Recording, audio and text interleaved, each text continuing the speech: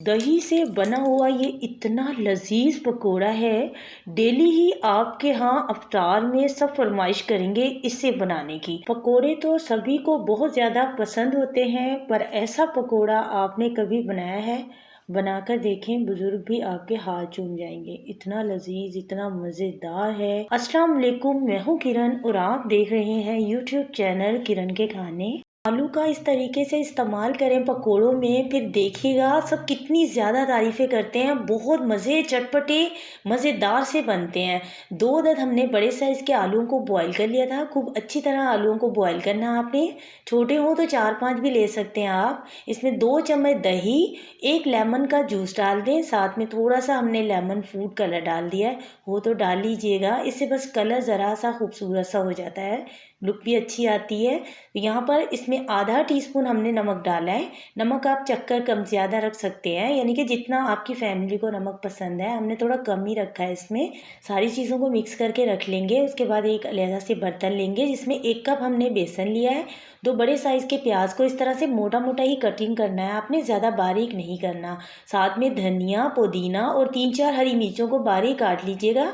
1 teaspoon नमक, 1 teaspoon पिसी हुई लाल मिर्च, आधा टीस्पून हल्दी, आधा टीस्पून धड़ा मिर्च डालनी है आपने, और 1 चम्मच इसमें आपने डाल देना है, टीस्पून साबुत वाला धनिया। इससे पकोड़ों की जो लुक है ना, वो बनने के बाद बड़ी ज़बरदस्त आती है और थोड़े से क्रिस्पी, ये क्रंची से लगते हैं। यहाँ पर सारी चीज़ों को अच्छी तरह से आपने मिक्स कर लेना है। प्याज में अच्छा खासा पानी होता है, नमक जाने की वजह से ना और ज़्यादा, यानी कि इसमें गीलापन आ जाता है। तो अब इसमें थोड़ा ही पानी जाएगा। इस बैटर को हमने थोड़ा सख्त ही रखना है, तो इसी वजह से पानी बहुत थोड़ा जाएगा। हाथों से मिक्स कीजिएगा, आपको आसानी होगी।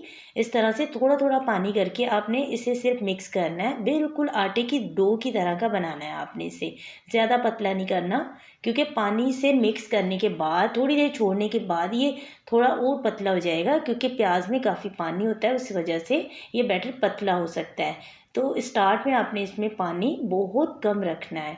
तो यहाँ पर देखिए इस तरह डो की तरह का ये बन गया है। अब ये थोड़ा सख्त है, लेकिन जब हम इससे पकोड़े बनाएंगे ये थोड़ा सा सॉफ्ट हो जाएगा। इतने मज़ेदार ये पकोड़े खाने में लगते हैं कि पेट भर जाता है, पर दिल चाहता है और खाते चले जाएं। तो यहाँ पर हमने इसे बनाने के लिए ब्रेड भी लेने हैं। ब्रेड के चारों तरफ से कोने आपने उतार देने हैं। इस तरह से आपने बेलन की मदद से ब्रेड को अच्छी तरह से बेल लेना है, ठीक है।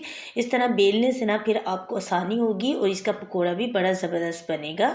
ऑयल भी कम लेता है, ज़्यादा ऑयली नहीं बनते ये बिल्कुल भी। तो यहाँ पर बेलने की वजह से इसके अंदर ऑयल तो जाएगा ही नहीं, पता ही नहीं चलेगा। बहुत मज़ेदार से ऊपर से क्रिस्पी से पकोड़े बनते हैं।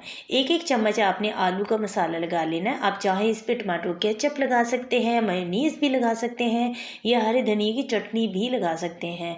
लेकिन हमने इसे बिल्कुल सादा रखा है, क्योंकि ऊपर से जो हमने पकोड़ों का मसाला तैयार किया है खूब अच्छा चटपटा है। और चटनियाँ तो सभी के पास मौजूद होती हैं। हर तरह की चटनी के साथ ये बहुत ही मज़ेदार लगते हैं। इस तरह से सारे रोल हमने तैयार कर लेने हैं।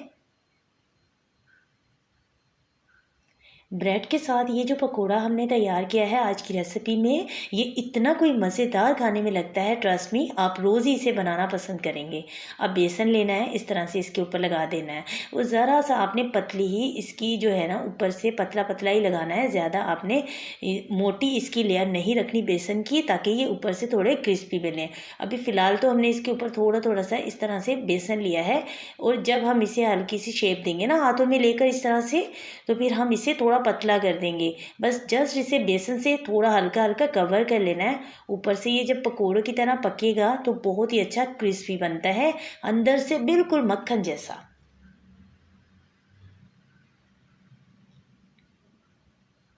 तकरीबन 7 रोल या इस तरह से हमने पकोड़े के रोल तैयार किए हैं। ये देखें इस तरह से बिल्कुल हल्का हल्का ही लगाना है। माशाल्लाह से सब तैयार है। तो चलिए अब फ्राई करते हैं इन्हें। अच्छा, फ्राई करने में ना यही होता है कि ज़्यादा ऑयली चीज़ ना बने। ज़्यादा ऑयली चीज़ भी हमारी सेहत के लिए बिल्कुल अच्छी नहीं होती। और यही वो पकोड़े हैं, यकीन करें जब आप इसे बनाएंगे आपको इसका रिज़ल्ट बहुत अच्छा लगेगा। बिल्कुल भी ऑयली नहीं होते पकोड़े। जैसे हम फ्राई करते हैं बिल्कुल ऊपर से इसी तरह ये क्रिस्पी बनते हैं, और अंदर से बहुत ही सॉफ्ट, यानी कि आलू का मसाला बहुत ही मज़े का लगता है।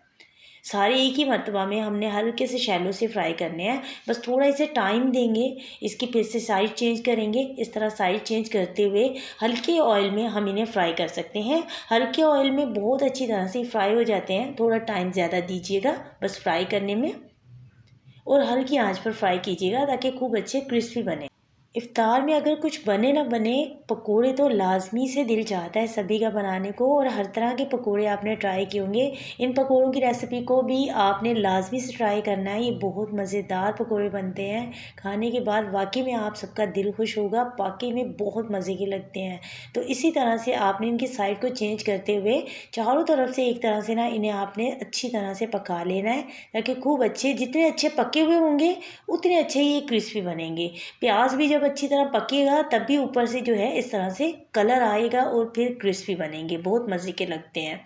तो यहाँ पर देखें, इस तरह से आप इन्हें बनाकर फ्रीज़ भी कर सकते हैं, यानी कि हाफ़ कुक करके आप इन्हें फ्रीज़ कर सकते हैं, और जब आपने इन्हें फ्राई करना हो तो आप अच्छी तरह इन्हें गोल्डन कलर दें। बहुत मज़े के ये पकोड़े बनते हैं। उम्मीद करती हूँ आज की रेसिपी आपको पसंद आई होगी। अगर रेसिपी अच्छी लगी एक प्यारा सा कमेंट्स, लाइक कीजिएगा, हमारे चैनल को सब्सक्राइब कीजिएगा। Thank you for watching. अल्लाह हाफिज़।